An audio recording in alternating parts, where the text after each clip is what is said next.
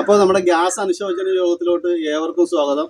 ഇത്ര തിരക്കുകൾക്കിടയിലും ഇവിടെ എത്തിച്ചേർന്ന ഗ്യാസ് ചേട്ടന് ആദ്യം സ്വാഗതം ആശംസിച്ചു കൊള്ളുന്നു. അപ്പോൾ എല്ലാവർക്കും അറിയാമല്ലോ, യുദ്ധം നടന്നുകൊണ്ടിരിക്കുന്ന സമയത്ത് നമ്മുടെ നാട്ടിൽ ഗ്യാസ് ഒന്നും കിട്ടാനില്ലാത്ത അവസ്ഥയാണ്. ഈ ഒരു ഗ്യാസ് കുറ്റിയാണ്, നിറഞ്ഞ ഗ്യാസ് കുറ്റിയാണ് കേട്ടോ.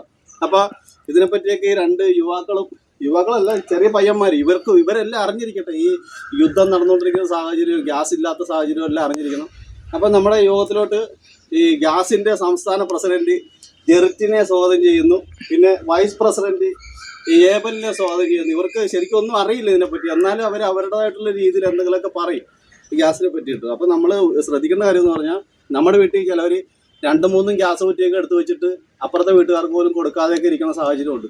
അപ്പോൾ അതുകൊണ്ട് അങ്ങോട്ടും ഇങ്ങോട്ടും ഷെയർ ചെയ്ത് ഗ്യാസ് ഉപയോഗിക്കുക. ഞാൻ ആദ്യമായിട്ടാണ് ഇങ്ങനത്തെ ഒരു യോഗത്തിൽ വരുന്നതും സംസാരിക്കുന്നതും. അതുകൊണ്ട് എനിക്ക് വാക്കുകൾ പറയുമ്പോഴത്തേക്കും നമ്മൾ കുറച്ച് വികാരാധീനനായി പോകും. എന്ന് പറഞ്ഞാൽ ഗ്യാസ് കിട്ടാതെ ഒത്തിരി ആൾക്കാർ, ഒത്തിരി പാവപ്പെട്ടവരല്ല, പണക്കാരി കൊച്ചമ്മകളൊക്കെ ഇത് ഗ്യാസ് കിട്ടാതെ അവരിനി വിറകടുപ്പ് കത്തിക്കുമോ, ഇൻഡക്ഷൻ കുക്കർ അവർക്ക് മേടിക്കാൻ കാശുണ്ടല്ലോ, പക്ഷേ ഗ്യാസിൻ്റെ അത്രയും ഇത് ചെയ്യത്തില്ല. അതുകൊണ്ട് എല്ലാവരും ഗ്യാസ് ഉള്ളവർ, ഇവന്മാരൊന്നും ചിരിക്കാനല്ല പറഞ്ഞത്, നിങ്ങൾ അറിഞ്ഞിരിക്കേണ്ട കാര്യമാണ് ഇതിനെപ്പറ്റി. അപ്പോൾ ഈ ഗ്യാസ് ഉള്ളവർ അങ്ങോട്ടും ഇങ്ങോട്ടും അഡ്ജസ്റ്റ് ചെയ്യുക. വിറകടുപ്പ് കത്തിക്കാൻ എല്ലാവരും ഒന്ന് ശ്രമിക്കുക. വിറകടുപ്പാണ് ഏറ്റവും നല്ലത്. അപ്പോൾ ഇൻഡക്ഷൻ കുക്കർ ഉള്ളവർ അതുപോലെ കുത്തുക. അതുപോലെ കറണ്ട് ചാർജ് കൂടി വരും. അതുകൊണ്ട് എത്രയും പെട്ടെന്ന് നമ്മുടെ രാജ്യത്ത് ഗ്യാസിൻ്റെ ക്ഷാമം മാറട്ടെ എന്ന് ഈ അവസരത്തിൽ ഞാൻ പറയുകയാണ്. എനിക്ക് വാക്കുകൾ കിട്ടുന്നില്ല. ഇപ്പോൾ എൻ്റെ വീട്ടിൽ ഈ കുറ്റിയുണ്ട്, നല്ല പുതിയ കുറ്റി ഇവിടെ ഉണ്ട് കേട്ടോ. നമുക്കിപ്പോൾ ഒരു 2 മാസത്തേക്ക് പേടിക്കേണ്ട കാര്യമില്ല. അപ്പോൾ ഈ ഗ്യാസിനെ പറ്റി നമ്മുടെ ചെറിയ പയ്യന്മാരെ എന്നാലും പറയണ്ടോ, പറഞ്ഞു. എല്ലായിടത്തും യുദ്ധം നടക്കുകയാണ്. കാരണം എല്ലാവരും ഗ്യാസ് സൂക്ഷിച്ച് ഉപയോഗിക്കുക, അനാവശ്യത്തിലായിട്ട് ഗ്യാസ് ഉപയോഗിക്കരുത്. എനിക്ക് ഇത്ര പറയാനുള്ളൂ.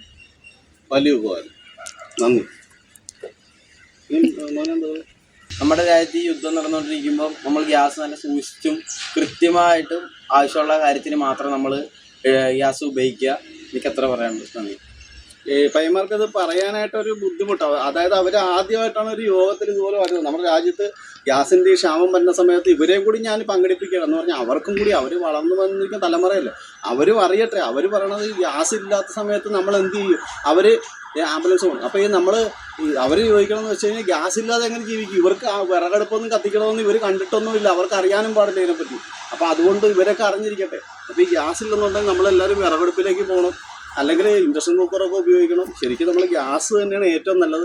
അതുകൊണ്ട് നമ്മളൊന്ന് ഒരു മിനിറ്റ് നേരം ഒന്ന് എഴുന്നേറ്റ് ഗ്യാസിന് വേണ്ടി നമുക്ക് പ്രാർത്ഥിക്കാം വരാൻ വേണ്ടിയിട്ട്. കണ്ണടക്കി. ഓക്കെ. അപ്പോൾ നമ്മുടെ യോഗം കഴിഞ്ഞിരിക്കാൻ കേട്ടോ, ഇരുന്നു. അപ്പോൾ ഇവിടെ ഈ സമയത്ത് ഈ തിരക്കുള്ള സമയത്ത് ഇവിടെ എത്തിച്ചേർന്ന് ഗ്യാസ് ചേട്ടനും പിന്നെ ഈ 2 പയ്യന്മാർക്കും എൻ്റെ നന്ദി രേഖപ്പെടുത്തുകയാണ് കേട്ടോ. അപ്പോൾ നമുക്ക് എഴുന്നേറ്റ് നിന്ന് യോഗം അവസാനിപ്പിക്കാം.